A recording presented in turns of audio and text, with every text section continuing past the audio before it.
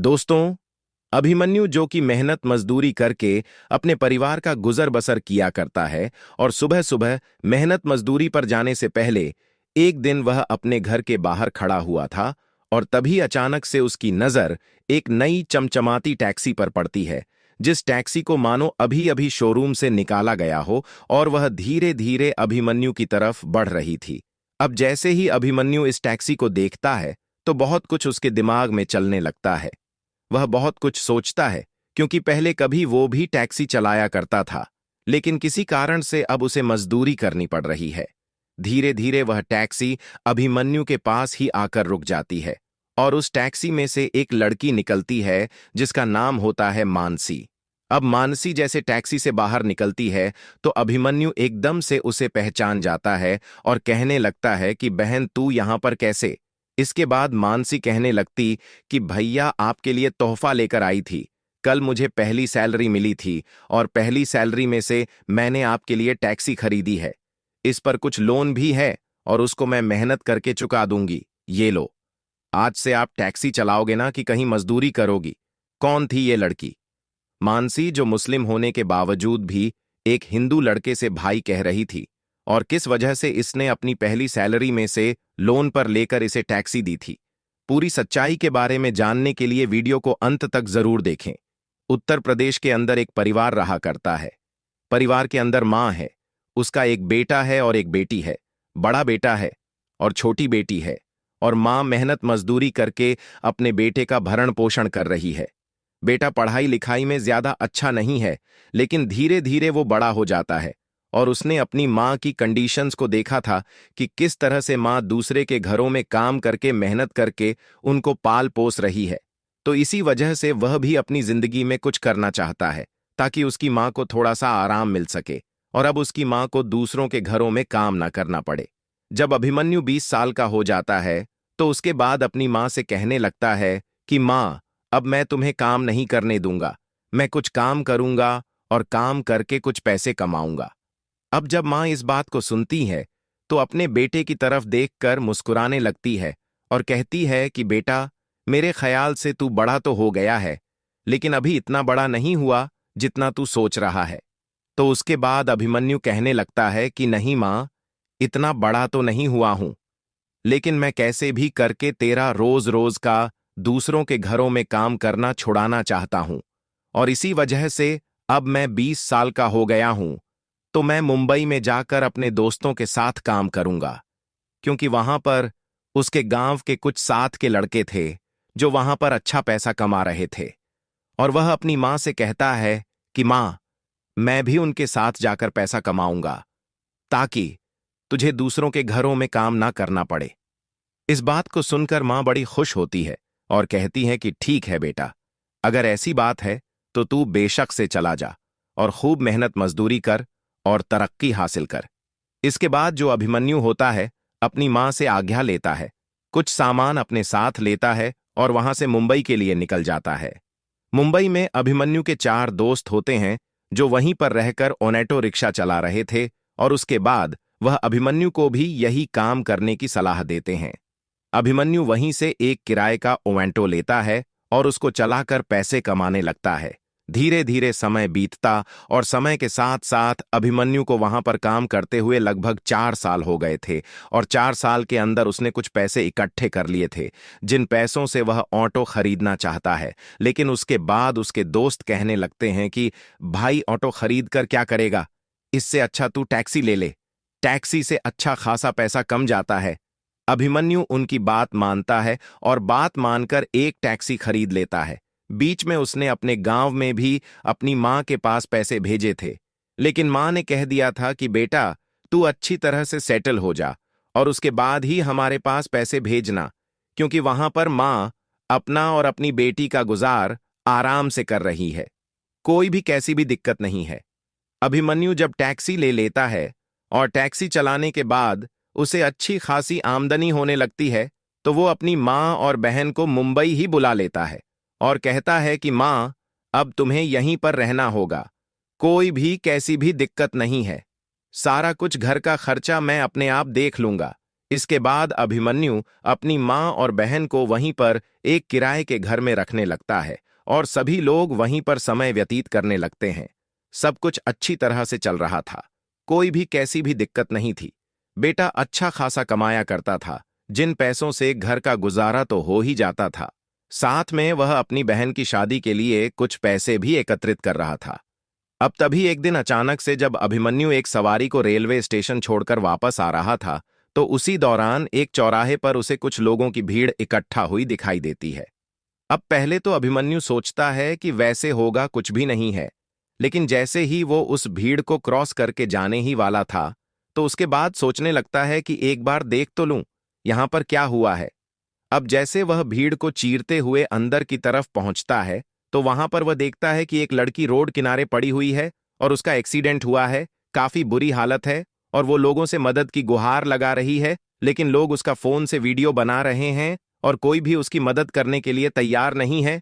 इसके बाद अभिमन्यु यह सब कुछ देखकर बड़ा ही परेशान हो जाता है और फौरन से उस लड़की को अपनी गोद में उठाकर अपनी टैक्सी में डालता है और पास ही के मूलचंद हॉस्पिटल में जाकर भर्ती करा देता है।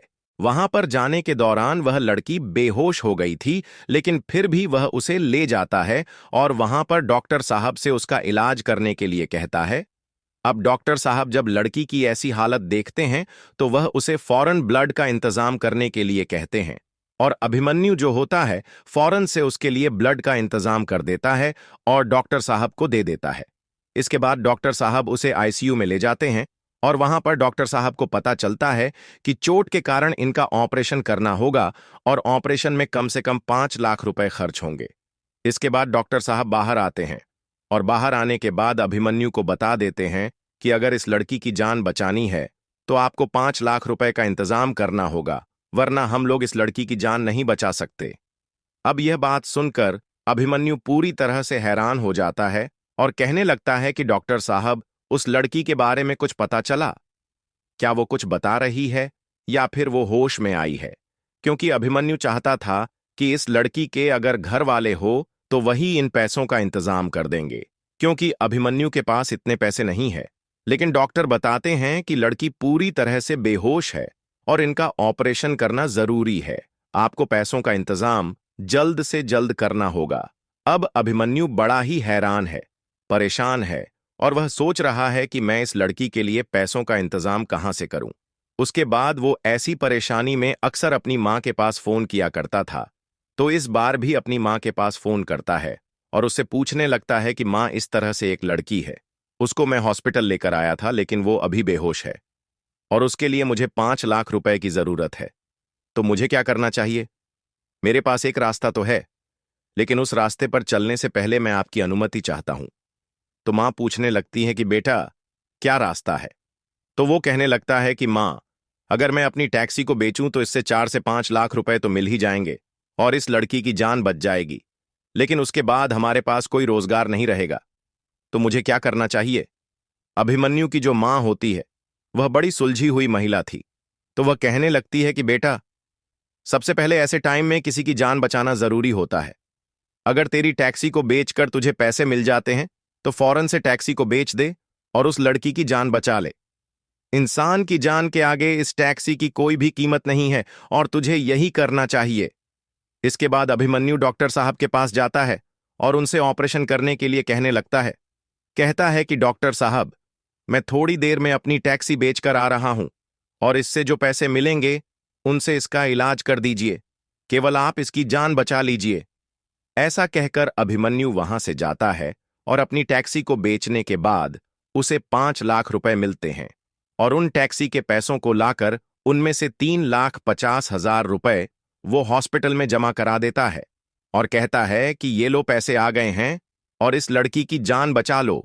उसके बाद डॉक्टर साहब उसका ऑपरेशन कर देते हैं और ऑपरेशन करने के बाद उसको बता देते हैं कि अब लड़की खतरे से बाहर है, कोई भी कैसी भी दिक्कत नहीं है। जो अभिमन्यु होता है वो ऊपर वाले का बहुत बहुत शुक्रिया अदा करता है, क्योंकि वह काफी देर से ऊपर वाले से यही प्रार्थना कर रहा था कि जैसे भी हो इस लड़की की जान बच जाए, लेकिन अभी उस लड़की को होश आने में टाइम था, तो इसी वजह से अभिमन्यु अपना नंबर डॉक्टर साहब को देता है और कहने लगता कि डॉक्टर साहब, अगर आपको कोई भी जरूरत हो तो मुझे इस नंबर पर फोन करके बता देना। मैं फौरन से यहां पर आ जाऊंगा और अच्छे से इस लड़की का इलाज करो। इसके बाद डॉक्टर साहब उसका इलाज करते रहते हैं और टाइम टाइम पर अभिमन्यु को पैसों के लिए बुलाते रहते हैं। अभिमन्यु उन पैसों में से जो पैसे उसके पास बच गए थे उस लड़की का इलाज करवाता है। लगभग 9 से 10 दिन के अंदर वो पूरे पैसे भी खत्म हो जाते हैं और साथ में उस लड़की को भी होश आ जाता है। जब वो पूरे पैसे खत्म हो गए थे तो उसके बाद जो अविनाश होता है वो सोचने लगता है कि अब पैसे का इंतजाम कहां से करूं। लेकिन उससे पहले ही डॉक्टर साहब उसे फोन करके बता देते हैं कि उस लड़की को होश आ गया है और अब वह पूरी तरह से स्वस्थ है। अब वह यहां से आराम से जा सकती है। अब अभिमन्यु का काम पूरा हो गया था और इसके बाद वह चैन की सांस लेता है। इसके बाद वह लड़की जैसे ही होश में आती है तो डॉक्टर साहब से पूछने लगती है कि वो लड़का कहाँ गया जिसने मुझे यहां पर भर्ती कराया था और मैं कितने दिनों से यहां पर एडमिट हूं। तो इसके बाद जो डॉक्टर साहब होते हैं उसे पूरी बात बता देते हैं और अभिमन्यु का नंबर भी दे देते हैं और कहते हैं कि तुम्हारे इलाज के लिए उस गरीब ने अपनी टैक्सी तक बेच दी है। हो सके तो उसको एक बार शुक्रिया जरूर कह देना। इस बात को सुनकर वह लड़की बड़ी आश्चर्यचकित हो जाती है कि आज के जमाने में वहां पर जो लोग खड़े हुए थे, मैं सभी से मदद की गुहार लगा रही थी, लेकिन कोई भी मुझे बचाने के लिए आगे नहीं आया और वहीं पर एक टैक्सी वाले ने मेरी जान बचाने के लिए अपनी टैक्सी तक बेच दी है। तो वो व्यक्ति मेरे लिए ऊपर वाले से कम नहीं है और उससे मिलकर मैं उसका शुक्रिया अदा करूंगी। यही बात सोचकर जो मानसी होती है हॉस्पिटल से तो निकल जाती है, लेकिन अभिमन्यु का नंबर उसके पास था और उस नंबर को लेकर वहां पर चली जाती है जहां पर वो रहा करती थी। दरअसल मानसी यहां पर रहकर पढ़ाई कर रही थी। उसकी पढ़ाई लिखाई तो कंप्लीट हो गई थी और कुछ ही दिनों में उसकी एक बहुत बड़ी कंपनी में नौकरी लगने वाली थी। इसी वजह से वह यहां पर रहकर बार बार इंटरव्यू दे रही थी ताकि उसे अच्छी सी नौकरी मिल सके और उसकी जिंदगी पूरी तरह से सेटल हो सके। मानसी का इस दुनिया में कोई भी नहीं है। गांव में जो उसका घर था, उस घर को बेचने के बाद जो पैसे उसे मिले, उन पैसों से उसने अपने आगे की पढ़ाई की थी और यहां पर दिल्ली में रहकर उन्हीं पैसों से वह अपना समय व्यतीत कर रही थी। जैसे ही वो अपने हॉस्टल पर पहुंचती है तो वहां पर जाने के बाद वह अभिमन्यु को फोन करना चाहती है और उसके बाद उसके नंबर पर फोन मिला देती है। जैसे ही फोन की रिंग जाती है तो दूसरी तरफ से अभिमन्यु की मां फोन उठाती है और पूछने लगती है कि आप कौन हो और आपको किससे बात करनी है। तभी जो मानसी होती है वो कहने लगती है कि मुझे अभिमन्यु भैया से बात करनी है, क्या मेरी उनसे बात हो पाएंगी। तो जो अभिमन्यु की मां है वो कहने लगती कि बेटी, अगर आपको अभिमन्यु से बात करनी है तो थोड़ी देर में वह यहां पर आ जाएगा और जैसे ही वो आ जाएगा तो मैं उसे बता दूंगी कि तुम्हारे फोन पर किसी को फोन आया था, क्योंकि फिलहाल वह मजदूरी किया करता है। अब यह बात सुनकर मानसी को बड़ा ही बुरा लगता है, क्योंकि उसे पता है कि अभिमन्यु मजदूरी करने के लिए क्यों मजबूर है। उसके बाद जो मानसी होती है वह उसकी मां को पूरी कहानी बता देती है कि मां जी, मैं वही लड़की हूं जो हॉस्पिटल में एडमिट थी और मेरे लिए ही उन्होंने अपनी टैक्सी बेची है। मैं उनसे मिलकर उनका शुक्रिया अदा करना चाहती हूं, तो आप मुझे अपने घर का एड्रेस बता दीजिए। इसके बाद जो अभिमन्यु की मां होती है उसे अपने घर का एड्रेस बता देती है और जो मानसी होती है वहां से सीधा अभिमन्यु के घर पहुंच जाती है और यहां पर आने के बाद उसे अभिमन्यु की मां मिलती है, उसकी बहन मिलती है और काफी छोटा सा कमरा था जिसके अंदर वो सभी लोग रहा करते थे। यह सब कुछ देखने के बाद वो थोड़ी सी भावुक हो जाती है और उसके बाद जैसे ही अभिमन्यु की मां के पैर छूती है तो एकदम से उसकी आंखें टपकने लगती हैं। अभिमन्यु की मां उसे चुप कराती है और उसे शांत करके बैठाती है। बैठाने के बाद कहने लगती है कि बेटी, तुम क्यों रो रही हो। तो उसके बाद वो कहने लगती है कि मां जी, मेरा इस दुनिया में कोई भी नहीं है और मैं जैसे तैसे करके अपनी पढ़ाई कर रही थी। अगर उस दिन अभिमन्यु भैया मुझे नहीं बचाते तो मैं आज इस दुनिया में नहीं रह पाती और मैं इस दुनिया को छोड़कर जा चुकी थी। आप लोगों के बहुत सारे एहसान हैं। अगर मैं किसी भी काम आपके आ सकूं तो आप मुझे बता देना। इसके बाद जो अभिमन्यु की मां है उसे समझाने लगती है। कहती है कि बेटी, ऐसा मत सोचो, तुम्हारी जिंदगी के सामने वो टैक्सी कुछ भी नहीं थी और ऐसी लाखों टैक्सियां तुझ पर कुर्बान हैं। ऐसा कहकर वो उसे समझाती है और वहीं पर इतनी ही देर में जो अभिमन्यु की छोटी बहन होती है, उसके लिए चाय पानी का इंतजाम कर कर ले आती है। इसके बाद जो मानसी होती है वहां पर चाय पानी पीने लगती है और थोड़ी ही देर में वहां पर अभिमन्यु आ जाता है। जैसे ही अभिमन्यु वहां पर आता है तो अभिमन्यु की मां कहने लगती है कि बेटी यह आ गया, अभिमन्यु कर लो, इससे जो तुम्हें बात करनी है। इसके बाद मानसी खड़ी होती है और खड़ी होने के बाद उसके पैर छूती है और कहती है कि भैया आपका बहुत बहुत धन्यवाद। दरअसल मैं आपसे मिलकर आपका धन्यवाद करना चाहती थी, क्योंकि आज की इस मतलबी दुनिया में कोई किसी को एक पैसा भी मुफ्त में नहीं देता। वहां पर आपने अपनी रोजी रोटी का साधन मेरे लिए न्यौछावर कर दिया। इसके बाद अभिमन्यु कहने लगता है कि बहन कोई बात नहीं, ये जो कुछ भी किया धरा है ये मेरी मां का है, क्योंकि वहां पर टैक्सी बेचने से पहले मैंने इनसे परामर्श किया था और मेरे अंदर जितने भी संस्कार हैं वो मेरी मां के हैं। तुम चिंता मत करो, टैक्सी का कोई दिक्कत नहीं है, टैक्सी दोबारा से आ जाएगी। मैं और मेहनत करूंगा और मेहनत करके दोबारा से अपने लिए टैक्सी ले लूंगा। इसके बाद अभिमन्यु, मानसी और अभिमन्यु की मां और उसकी बहन, वो सभी लोग वहां पर बैठकर काफी देर तक बातें करते हैं और बातें करने के बाद जो मानसी है वहां से वापस अपने हॉस्टल में चली जाती है। लेकिन मन ही मन वह बहुत कुछ इस बारे में सोच रही थी कि मुझे कुछ ना कुछ इस फैमिली के बारे में करना होगा, क्योंकि बातों के दौरान उसे पता चल गया था कि ये लोग काफी ज्यादा गरीब हैं और ये इस तरह से यहां पर आए हैं। उससे पहले जो अभिमन्यु की मां है वह दूसरों के घरों में काम किया करती थी। धीरे धीरे समय बीतता और समय के साथ साथ जो मानसी होती है उसकी एक बहुत बड़ी मल्टीनेशनल कंपनी में जॉब लग जाती है और कई लाख का उसे पैकेज मिलता है। अब जैसे ही उसकी नौकरी लगी थी तो उसके बाद वो सबसे पहले एक काम करना चाहती है, जिस काम को करने के लिए जब उसे पहली सैलरी मिलती है तो वह कंपनी से ही अपनी एक कंपनी की दोस्त के साथ सीधा टैक्सी के शोरूम जाती है और वहां से एक नई टैक्सी खरीदती है। अब जो उसकी दोस्त थी कंपनी की, वह सोचने लगती है कि इसे टैक्सी की क्या जरूरत पड़ गई और यह टैक्सी खुद चलाना चाहती है। क्या तो वह उससे पूछ ही लेती है कि मानसी क्या हुआ, तुम टैक्सी क्यों खरीद रही हो? तो मानसी कहती है कि इसके पीछे बहुत बड़ा रीजन है और उस रीजन के बारे में तुम्हें थोड़ी ही देर में पता चल जाएगा। तो उस टैक्सी को लेकर मानसी और उसकी सहेली, क्योंकि उसकी सहेली उसे गाड़ी चलानी आती है तो इसी वजह से वह अपनी सहेली को अपने साथ ले गई थी। वहां से अपने उस जगह पर चले जाते हैं जहां पर वो रहा करते थे और रात के समय में जो मानसी होती है पूरी कहानी अपनी सहेली को बता देती है। सहेली इस बात को सुनकर बड़ी ही हैरान होती है और सोचने लगती है कि आज की दुनिया में भी ऐसे लोग हैं। क्या वो दोनों एक दूसरे से ढेर सारी बातें करती हैं? और अभिमन्यु के बारे में वो अपनी सहेली को सब कुछ बता देती है। इसके बाद जैसे ही दूसरा दिन होता है तो दूसरे दिन सुबह सुबह मानसी की वो सहेली और मानसी दोनों गाड़ी में बैठते हैं और वहां से सीधा अभिमन्यु के घर के लिए निकल जाते हैं।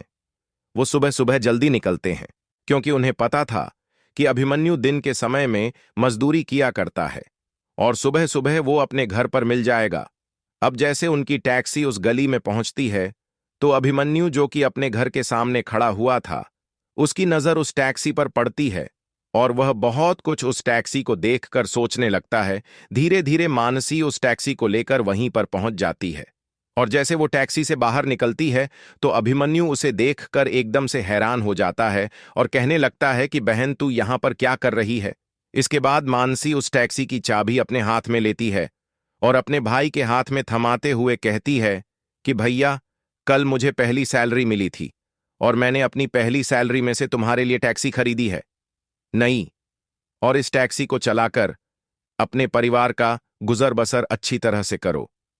इस बात को सुनकर अभिमन्यु की आंखों में आंसू आ जाते हैं और पहले तो वो उससे टैक्सी लेने से मना कर देता है, लेकिन फिर जो मानसी होती है उससे जबरदस्ती करती है और इतनी ही देर में उसकी मां और बहन भी वहीं पर आ गई थी।